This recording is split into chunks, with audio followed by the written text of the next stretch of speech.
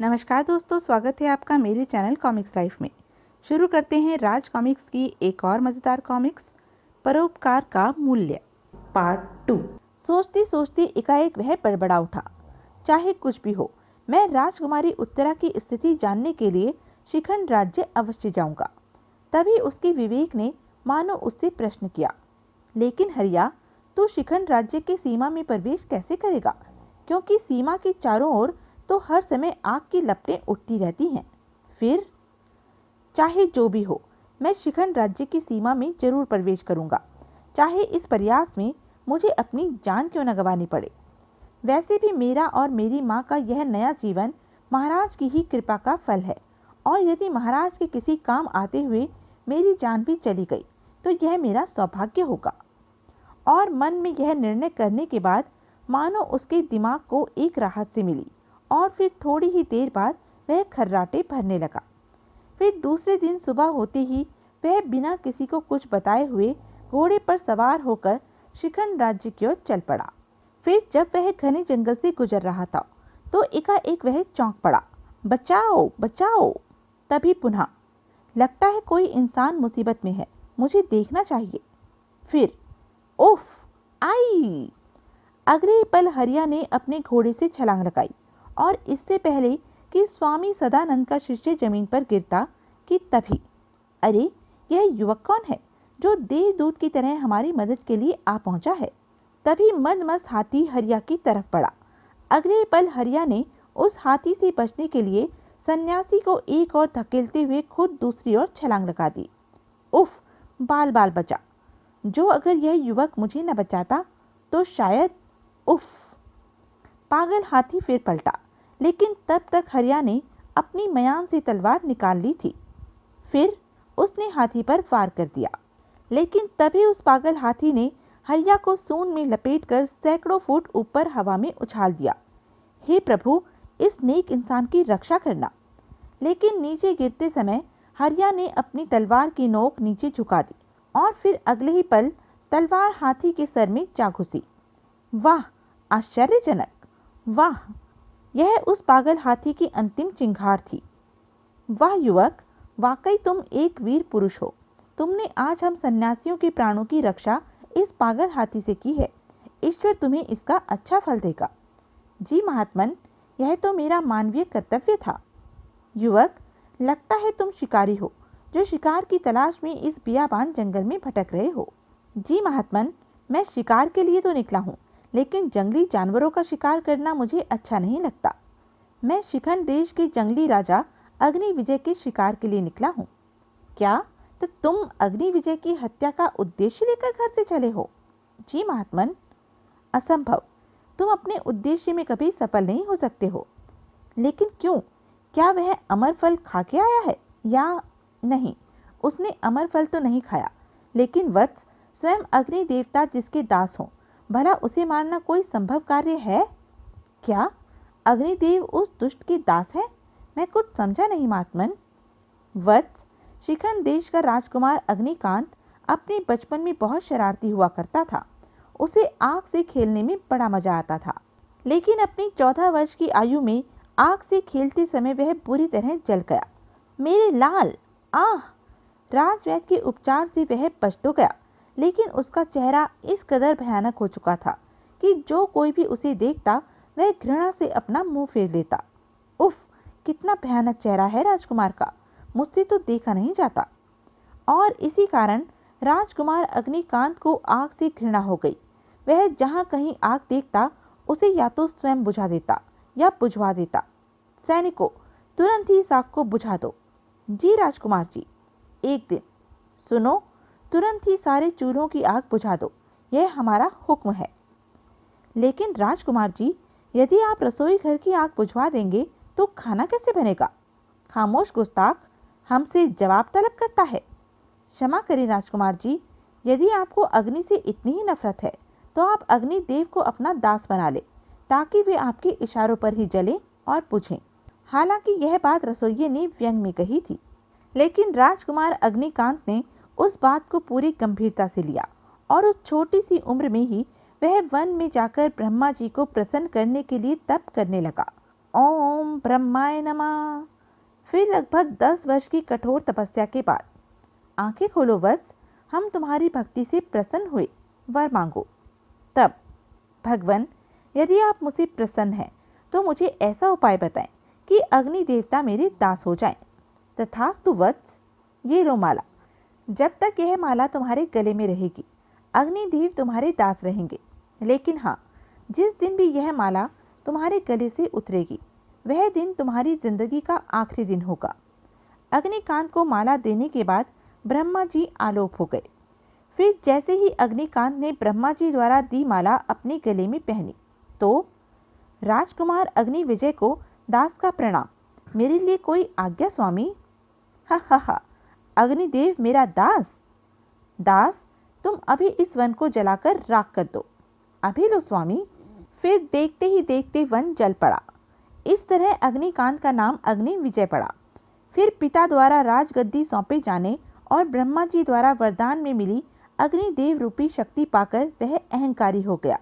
ओह वत्स, अब तुम ही बताओ कि पहले तो तुम उस दुष्ट अग्नि विजय की इच्छा के बिना उसके राज्य में प्रवेश नहीं कर सकते, क्योंकि उसकी सीमा की सुरक्षा स्वयं अग्निदेव करते हैं। और फिर यदि किसी प्रकार तुम उसके राज्य में प्रवेश भी कर गए तो तुम उसके करीब भी नहीं फटक सकते, क्योंकि हर समय उसके शरीर के चारों ओर अग्नि की भयानक लपटें निकलती रहती हैं। ओह, लेकिन महात्मन, चाहे जो भी हो, मैं अपना इरादा नहीं बदलूंगा। वत्स, तुम्हारा दृढ़ निश्चय देखकर मैं तुम्हें सफलता का आशीर्वाद देता हूँ।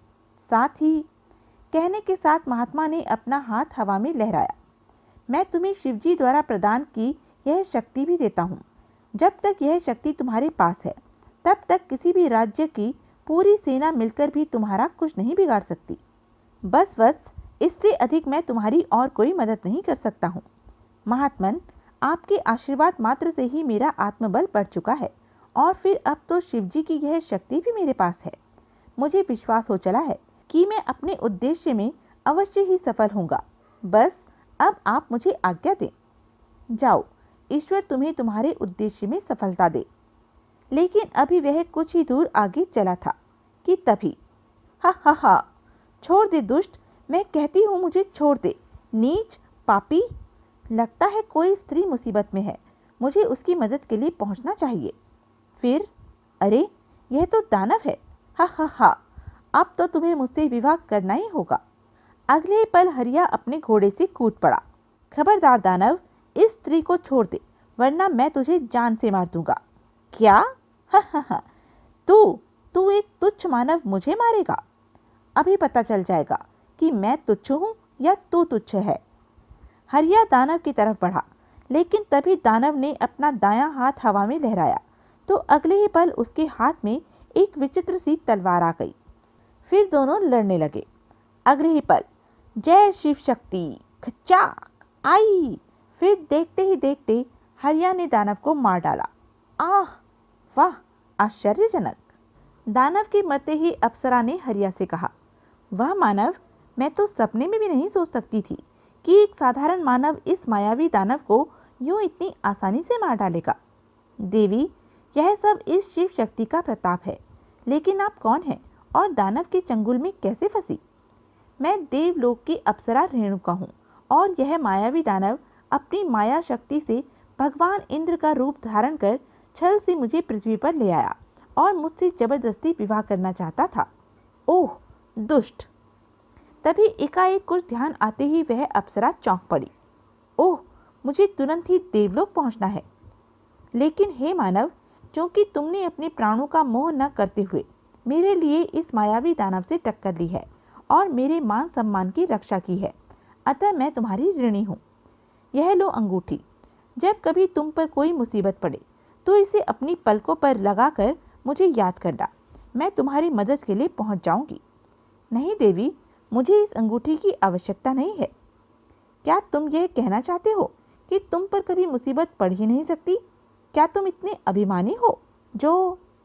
गुस्सा न करे देवी, दरअसल मैं यह कहना चाहता था कि मैं इस समय जिस संकट के दौर से गुजर रहा हूँ, यदि इस संकट में आप मेरी मदद कर सकती हो तो मैं आपका आभारी रहूँगा। हाँ हाँ, बोलो, तुम मुझसे किस प्रकार की मदद चाहते हो? देवी, किसी की मदद के लिए मुझे शिखंड राज्य पहुंचना है, लेकिन शिखंड राज्य की सीमा पर हर समय आग की भयंकर लपटें निकलती रहती हैं, जिसे पार करने की कोशिश करना भी मूर्खता है। तो क्या आप कोई ऐसा उपाय बता सकती हैं जिससे मैं शिखंड राज्य में प्रवेश कर सकूं? कुछ सोचकर उस अप्सरा ने अपना हाथ हवा में लहराया तो अगले ही पल उसके हाथ में एक विचित्र सी पोशाक थी, जिसे वह हरिया को देते हुए बोली, यह लो मानव, इसे पहनने के बाद तुम पर आग की लपटों का कोई प्रभाव नहीं होगा और तुम आसानी से शिखंड राज्य की सीमा में प्रवेश कर सकोगे। वह देवी, आपने इस पोशाक के रूप में मेरी बहुत बड़ी मुश्किल को आसान कर दिया है। आप बड़ी दयालु हैं। तभी वह रेणुका नाम की अप्सरा अदृश्य होकर देवलोक की ओर उड़ चली और हरिया शिखंड राज्य की ओर चल पड़ा। फिर कुछ दिनों की यात्रा के बाद लगता है यही शिखंड राज्य की सीमा है। मुझे अप्सरा की दी हुई पोशाक पहन लेनी चाहिए। हरिया पोशाक पहनने लगा। काश मैं किसी तरह महाराज तक यह संदेश पहुंचा सकता कि वह अपनी सेना के साथ यहाँ पहुंचकर अवसर की प्रतीक्षा करें और अवसर मिलते ही मेरी मदद के लिए पहुंच जाएं। पोशाक पहनकर वह शिखंड राज्य की सीमा की ओर बढ़ा ही था कि तभी आप कौन हैं? मैं अग्निपुत्र ज्वलंत हूँ और मैं जानता हूँ कि तुम उदयपुर की राजकुमारी उत्तरा को दुष्ट अग्निकांत से मुक्त कराने जा रहे हो, और मैं यह भी जानता हूँ कि तुम्हारे ही हाथों मेरे पिता श्री अग्निदेव की मुक्ति भी है। अतः हे श्रेष्ठ पुरुष, मेरी शुभकामनाएं तुम्हारे साथ हैं। धन्यवाद देवपुत्र। देवपुत्र, क्या आप मेरा एक संदेश उदयपुर के राजा तक पहुंचा सकते हैं? अवश्य, बोलो क्या संदेश है? फिर हरिया देवपुत्र ज्वलंत को बताने लगा कि उसे उदयपुर की राजमहल में क्या संदेश देना है, और उसकी पूरी बात सुनने के बाद देवपुत्र अदृश्य हो उदयपुर के लिए चल पड़ा। और हरिया, वाकई देवलोक की अप्सरा द्वारा मुझे मिली यह पोशाक चमत्कारी है। मुझे तो जरा भी एहसास नहीं हो रहा कि मैं आग की लपटों के बीच हूँ। इस तरह हरिया शिखंड नगर और फिर जल्द ही वह राजमहल तक पहुंचा। लेकिन जैसे ही उसने राजमहल में प्रवेश करना चाहा तो कौन है तू और कहाँ जाता है? मैं हूँ तेरी और तेरे राजा की मौत, कहने के साथ ही उसने पहरेदारों पर वार किया। उफ, घेर लो इसे।